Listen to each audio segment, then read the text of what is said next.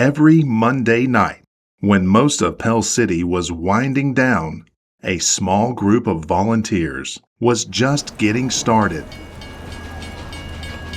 Piece by piece, rail by rail, they began building something extraordinary, a miniature journey back to Pell City in the 1930s.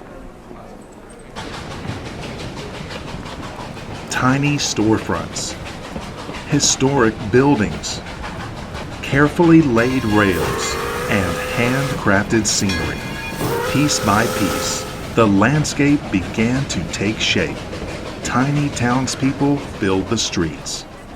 A town came to life around a railroad track, just like it did in its earliest days. It took a year of those Monday nights, hundreds of hours, and countless tiny details, but Pell City's past now runs again in miniature. It's a legacy for future generations, a reminder that it all began with a train.